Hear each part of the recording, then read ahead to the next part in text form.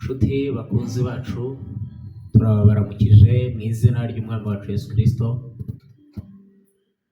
Turashima Imana ko iduhaye ibihe byiza, turashima Imana ikomeje kutwitaho, turashima Imana iturinze kandi turashima Imana ibarinze. Turabizi neza yuko dukurikiwe n'abantu benshi batandukanye baturutse impande zitandukanye. Mbere ya byose turashaka kugira ngo tubanze tubashimire abo dusanga. Bwe murabizi nitwa Reverend cyangwa Pastor Abel Tuyanoze.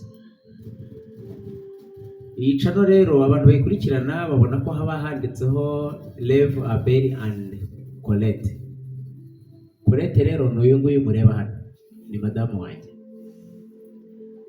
Imana yaduhamagaye kuvuga ubutumwa kandi mu buryo bwagutse. Ubusanzwe tuza ari nk'amateraniro tuvuga ubutumwa gusa ariko nta kindi. Ariko reka tubanze dufate uyu mwanya tubashimire abantu bakoze subscribe, abantu bakora share, abantu bakora like, abantu bakora comment. Ibyo byose turabibashimira. Uyu ni umurongo twashyizeho kugira ngo ube umuyoboro w'abantu benshi bashobora kwakira agakiza no kumenya ko Imana iriho no kumenya ko Imana ikora. Turi ubuhamya, dufite ibihamya by'uko Imana igira neza, dufite ibihamya by'uko urukundo rw'Imana ruriho, dufite ibihamya by'uko Yesu akora, dufite ibihamya by'uko Yesu akiza, dufite ibihamya by'uko Yesu arema, dufite ibihamya bifatika. Uko tugenda tumenyana buhoro buhoro tuzagenda tubaha ubuhamya. Jewe na Colette ubwacu turi ubuhamya. Haleluya.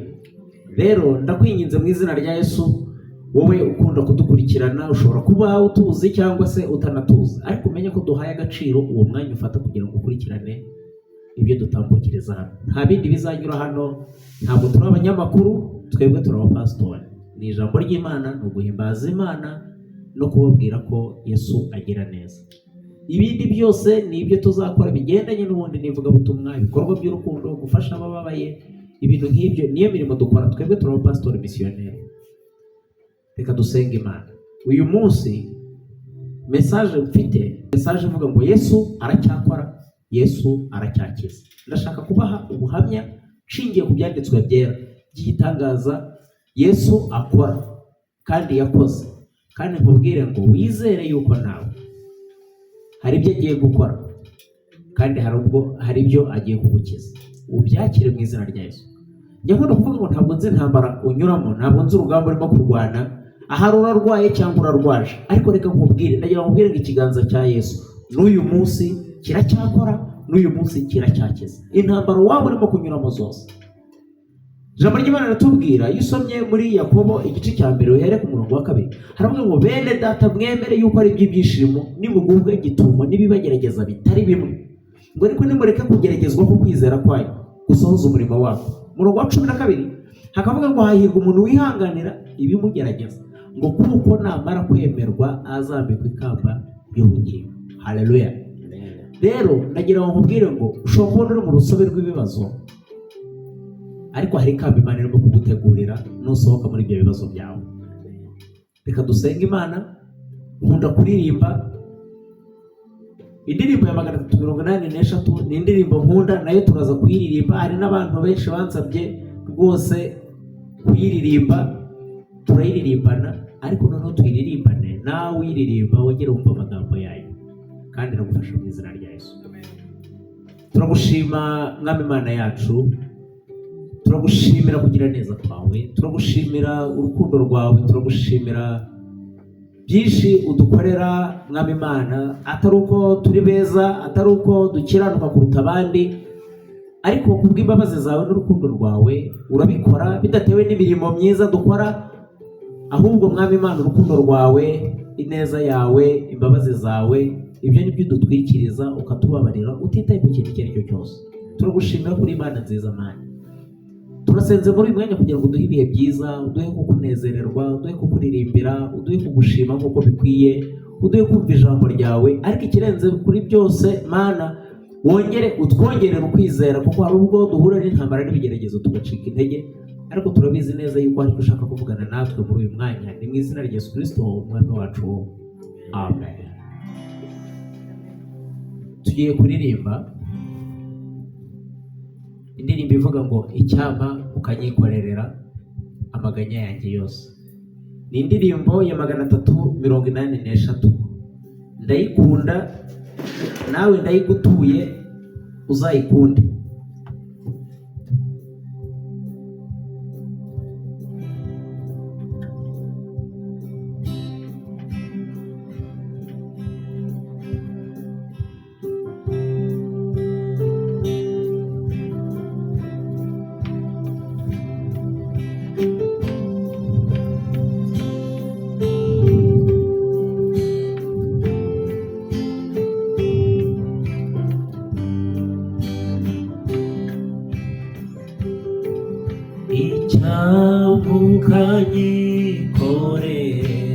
Ukanyikorera amaganya yanjye yose, Yesu aturiza Uwiteka. Nkamenya yuko ibyanjye byose ubitegekesha, ububasha n'ubwenge burutaho. Nkamenya yuko ibyanjye byose ubitegekesha,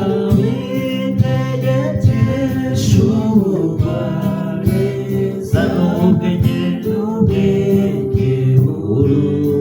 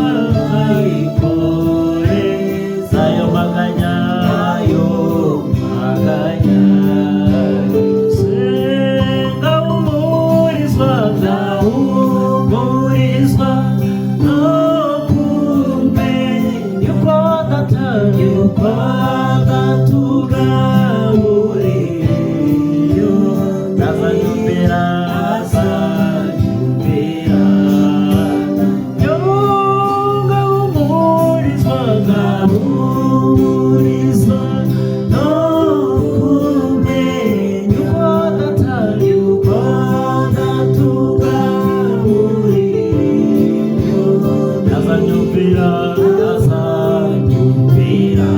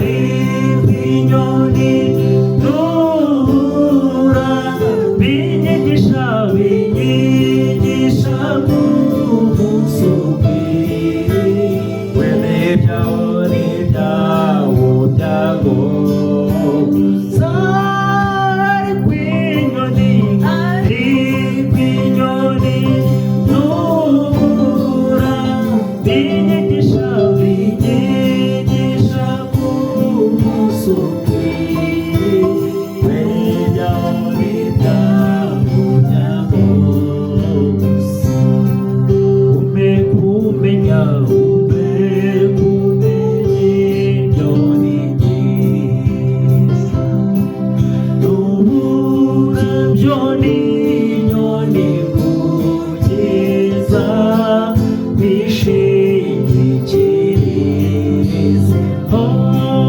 Ongeza ushaka ushore dukomenye nyiri mu mwaku amahoro adashira. Ongeza ushaka ushore dukomenye nyiri mu mwaku amahoro adashira. Ongeza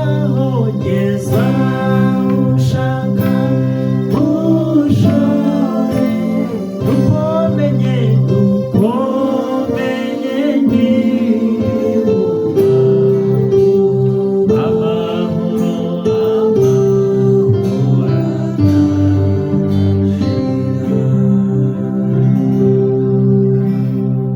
Haleluya. Indirimbo ni indirimbo inkora ku mutima ngo umpe kumenya ibyo nigishwa n'inyoni mukiza ngo kugira ngo nkwishingikirizeho, ngo ngeze aho ushaka gushorera, ngo nukumenye nkiri mu makuba amahoro adashira. Iki gitero kinkora ahantu kumva ko Imana ishobora no kuguha amahoro uri mu makuba. Imana ishobora kuguha amahoro uri mu ntambara ufite ibitero bikomeye. Imana ishobora kuguha amahoro urwaye cyangwa urwaje, urembye cyangwa uwawe warembye, ariko Imana ikaza ikaguha amahoro muri ibyo bibazo byawe, ikaguha amahoro. Haleluya. Ndagira ngo wakire kwizera ko mu mutima wawe, uvuge ngo nanjye aya mahoro ndayakeneye. Abantu babuze amahoro, mw'abantu mwe reka mbabwire, abantu babuze amahoro, ingo z'iyi minsi zibuze amahoro. Ariko reka nkubwire, muri ibyo urimo kunyura, vuga ngo namenye yuko hari amahoro adashira, kandi ayo mahoro atangwa na Yesu. Ngo nuko menye nkiri mu makuba amahoro adashira. Haleluya. Ndagira ngo turebe, agiye kudusomera ni ibice bibiri agiye gusoma. Igice cya mbere agiye kudusomera ibyakozwe n'intumwa igice cya 14 asoma umurongo wa 8. Ndumva muri iyi minsi umwuka umata kubwira abantu by'umwihariko barwaye, by'umwihariko bababaye mu mitima yabo, bafite ibikomere byanze gushira. Yesu aracyakora, Yesu aracyakiza. Amen. Haleluya. Reka dusome. Kadusome ibyakozwe n'intumwa igice cya 14 umurongo wa 8. Umutwe w'amagambo aravuga ngo Pawulo akiriza ikirema i Lusitira hariho umuntu wavutse aremaye ibirenge, ntabwo yari yarigeze atambuka. Uwo yumvise Pawulo avuga, nawe amuhanze amaso, abona ko afite kwizera kwamuhesha gukizwa. Avuga ijwi rirenga ati, byuka uhagarike ibirenge byawe weme. Arabambaduka aratambuka. Abahateraniye babonye icyo Pawulo akoze, bavuga ijwi rirenga mu Rukaoniya bati, Imana zitumanukiyemo zishushanije n'abantu. Maze Barinaba bamwita Zewu na Pawulo bamwita Herume, kuko ari we warushaga kuvuga. Irekerera aho ngaho, aho nashakaga no kugeza 11. Hari umuntu wari waravutse aremaye, yari afite ubumuga, ariko yaramuvukanye. Noneho igihe Pawulo yari arimo yigisha, reba umuntu ari mu giterane arimo arigisha, abantu benshi baje mu giterane, ndetse uwo w'akarusho nubwo ari mu giterane ariko afite ibirenge biremaye bifite ubumuga. Ngo ariko igihe Pawulo yigishaga, areba mu bantu, arebye uwo mugabo, aramwitegereza ngo abona yuko afite ukwizera kwashobora kumukiza. Haleluya. Pawulo aramureba umwuka aramurondora, areba uwo mugabo abona yuko mu mutima we afite kwizera kwa mukiza. Aravuga ngo uyu nguyu noneho gukira kwe rero biroroshye cyane, kubera ko no mu mutima we nawe yizeye yuko yakira. Kwizera kwawe ni ukuri mwene data, kwizera kwawe kwagukiza. Icyo ni ikibazo nshaka ko wibaza. Umeze nk'uyu mugabo wari ufite kwizera kubera kumva ijambo gusa, kubera kumva ubutumwa, kumva ijambo ry'Imana. Nyabona kubabwira njye ntabwo mpinga ubuhanuzi, ariko iminsi turimo ni iminsi abantu bagize ibibazo kugeza n'ubwo usanga basigaye bafata ubuhanuzi nk'ubupfumu, nko kuraguza. Ariko reka mbabwire, nta kintu na kimwe, nta muhanuzi n'umwe kuri iyi si uzahanura ibirenze ibyanditswe hano muri iyi Bibiliya. Ibi ni ibyanditswe byera. Ufite kwizera kwagukiza. Nyamuna kuvuga ngo hari ubwo rimwe na rimwe ibibazo biducanga, byamara kuducanga ugatangira gushandikisha ushyiraho n'abakomisiyoneri bo kugusengera uvuga ngo munsengere, kuko wowe warirambiwe, byaranze.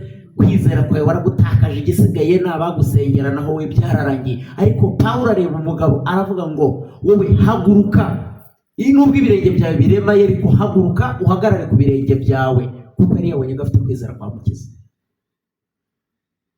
Ugera ugira ibyiringiro. Ijambo ry'Imana rirabitubwira mu Baheburayo 10:38 ngo ariko umukiranutsi wanjye ngo azabeshwaho no kwizera. Ngo ariko nasubira inyuma ngo umutima wanjye ntabwo uzamwishimira.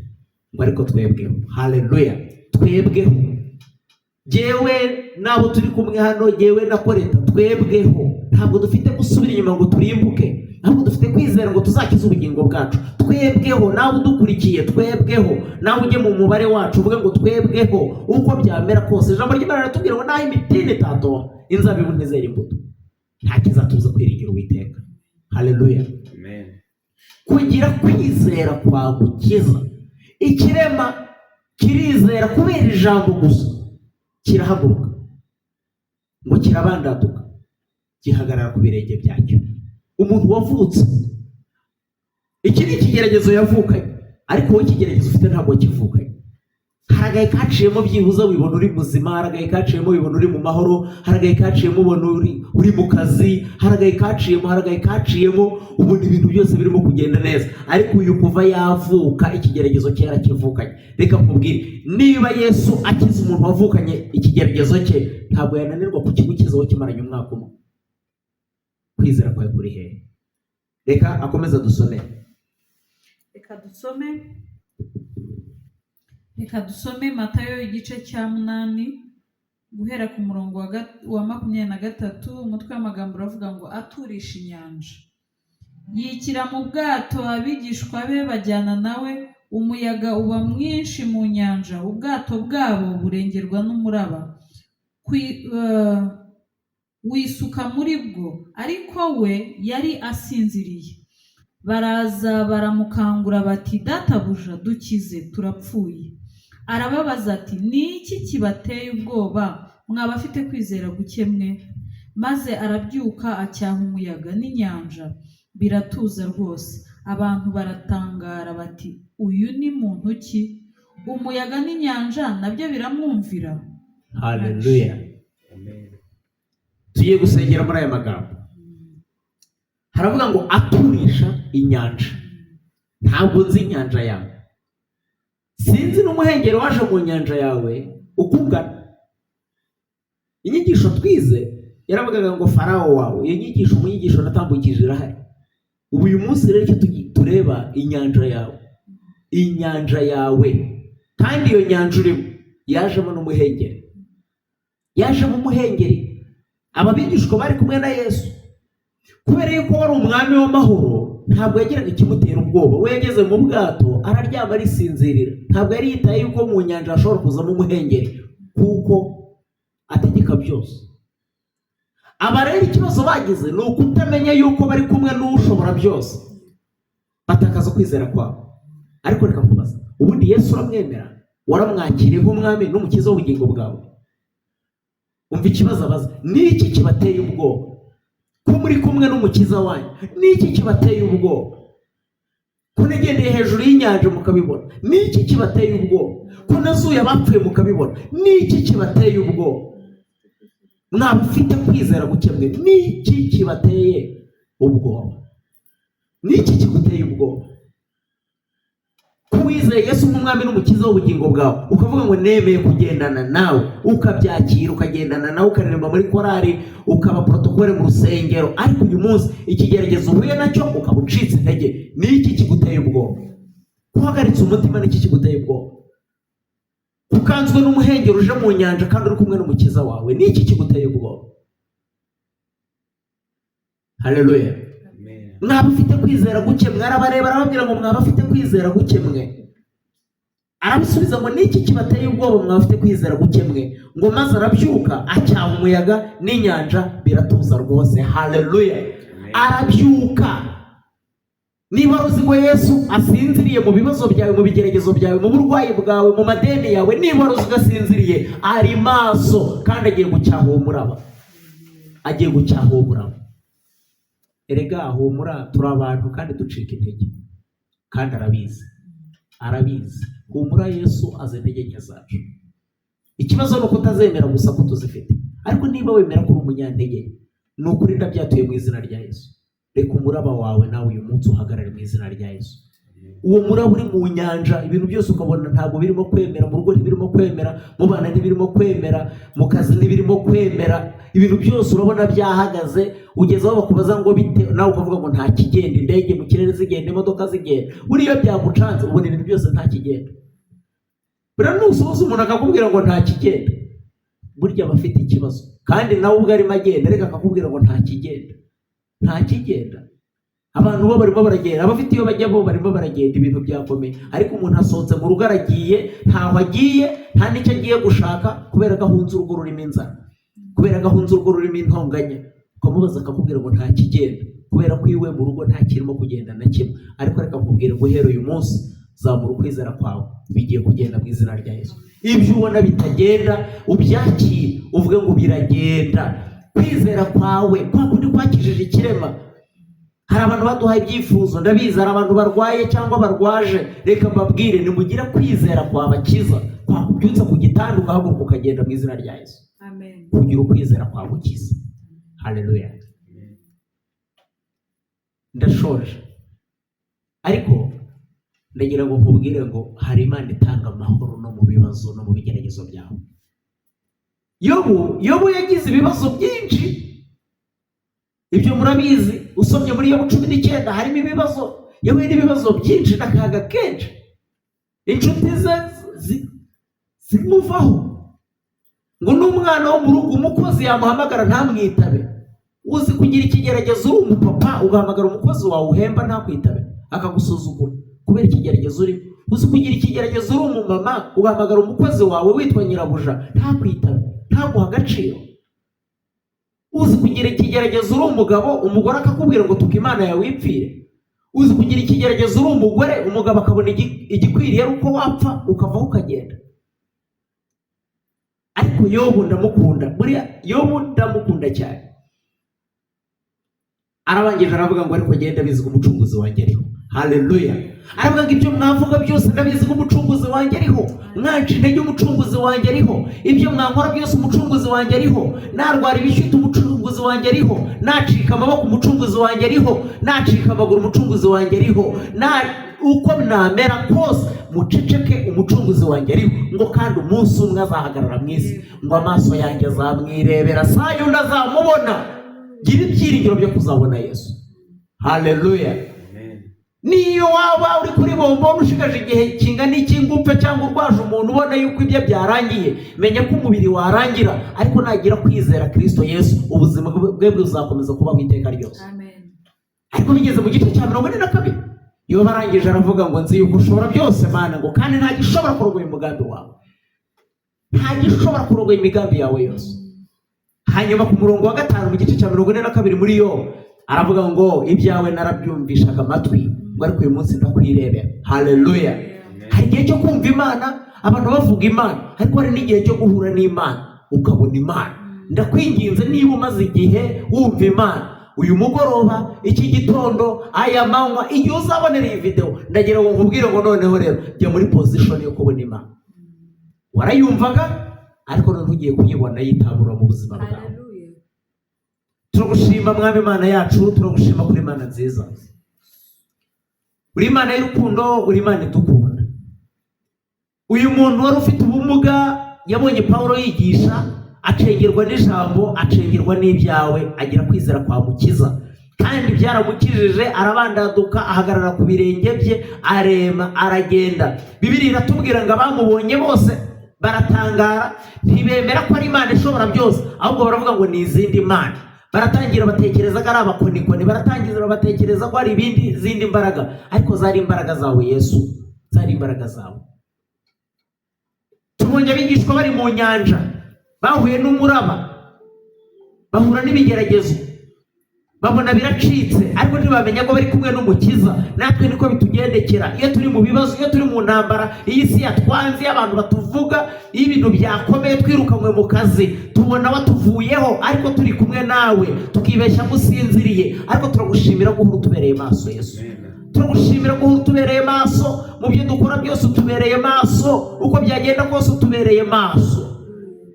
Ijambo ryawe rirabitubwiye, uravuga ngo ni iki kibateye ubwoba mwaba ufite kwizera guke mwe? Utubabarire kugira ukwizera guke, utubabarire kugushidikanyaho, utubabarire kutagira ukwizera guhamye, utubabarire Yesu tubona gusinziriye kandi uri maso. Ijambo ryawe riratubwiye ngo urangije urahaguruka ucyaha umuraba.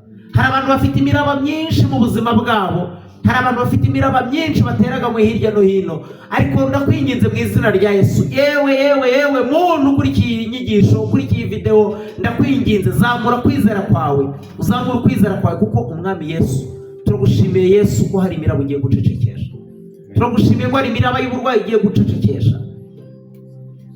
Dufite amakuru y'umushuti wacu ufite umwana urwariye muri Kenya, mu izina rya Yesu ubu burwayi turabuhagaritse mu izina rya Yesu. Umuryango watakaza icyizere, ariko kwa Yesu biracyashoboka. Ubwo agihumeka niyo yaba yapfuye, Yesu aracyakiza, Yesu aracyakora. Dufite ibihamya. Turagushimiye Mana kugira neza kwawe. Turasengera abarwayi aho bari hose, turasengera abihebye bafite ibikomere byo mu mitima, turasenze kugira ngo bomore inguma zo mu mitima, turasenze kugira ngo bomore abantu inguma zo mu mitima.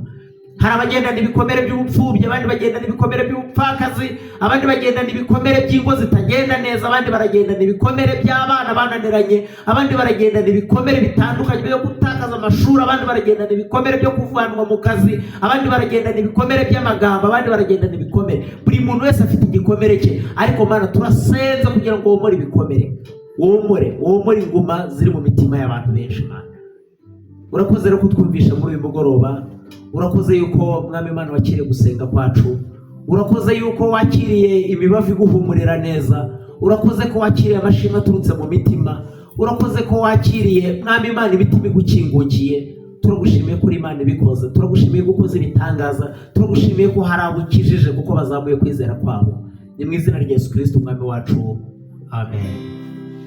Shima Imana mutima wanjye we, shima Imana uwakubatuye, shima Imana uwe rudahemuka. Shima Imana, shima Imana mutima wanjye we, shima Imana uwakubatuye, shima Imana uwe rudahemuka. Nari kure nta byiringiro namba narifite by'amasezerano y'ibiza, nari kure y'Imana, ariko ubu nigijwe hafi n'amaraso ye, ubu sinigenda ndiganyira n'umwana w'Imana. Ariko ubu nigijwe hafi n'amaraso ye, ubu sinigenda ndiganyira n'umwana w'Imana. Imana, shima Imana, mutima wanjye we shima Imana, uwakubakoresha Imana, uwera udahemba, ari kure